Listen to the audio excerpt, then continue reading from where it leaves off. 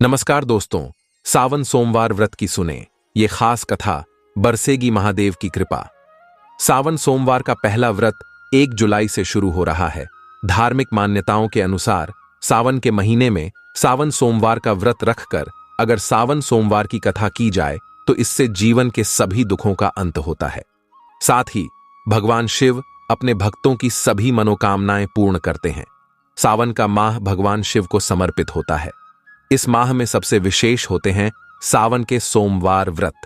सावन सोमवार के व्रत 1 जुलाई यानी आज से शुरू हो चुके हैं। ऐसा माना जाता है कि अगर जीवन में कोई समस्या आ रही है या आर्थिक स्थिति खराब है या करियर में सफलता नहीं मिल रही है तो सावन सोमवार के व्रत करके और व्रत कथा पढ़कर जीवन के सभी कष्टों को दूर किया जा सकता है। आइए जानते हैं सावन सोमवार की व्रत कथा के बारे में। सावन सोमवार व्रत कथा एक समय की बात है। किसी नगर में एक चंद्रसेन नाम का साहूकार रहता था। उसके घर में धन की कोई कमी नहीं थी, लेकिन उसकी कोई संतान नहीं थी। इस कारण वह बहुत दुखी था। पुत्र प्राप्ति के लिए वह प्रत्येक सोमवार व्रत रखता था और पूरी श्रद्धा के साथ शिव मंदिर जाकर भगवान शिव और पार्वती जी की पूजा करता था। उसकी भक्ति देखकर एक दिन मां पार्वती प्रसन्न हो गईं और भगवान शिव से उस साहूकार की मनोकामना पूर्ण करने का आग्रह किया। पार्वती जी की इच्छा सुनकर भगवान शिव ने कहा कि हे पार्वती, इस संसार में हर प्राणी को उसके कर्मों का फल मिलता है और जिसके भाग्य में जो हो उसे भोगना ही पड़ता है।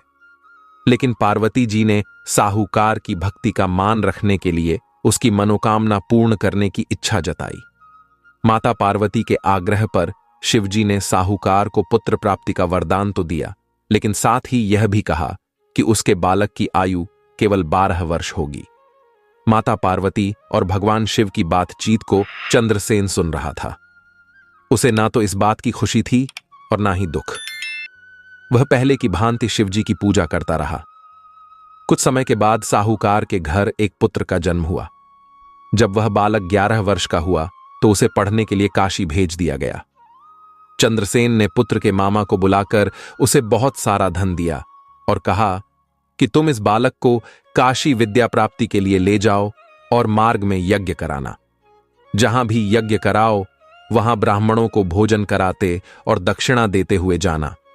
दोनों मामा भांजे इसी तरह यज्ञ कराते और ब्राह्मणों को दान दक्षिणा देते काशी की ओर चल पड़े।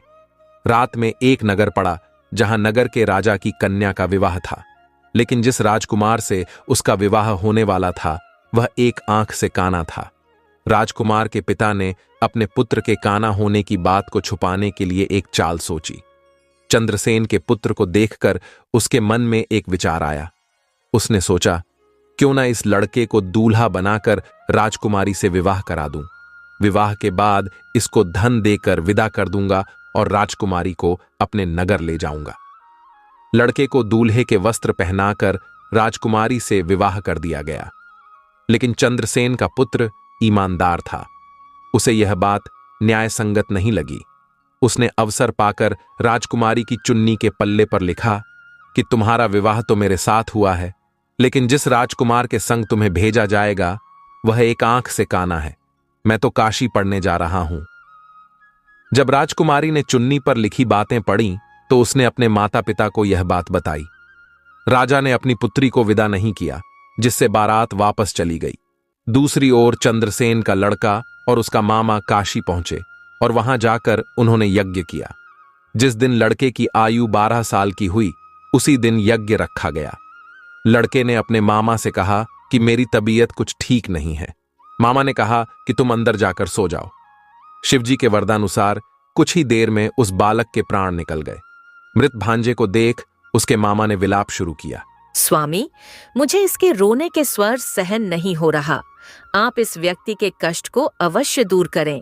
पार्वती ने भगवान से कहा।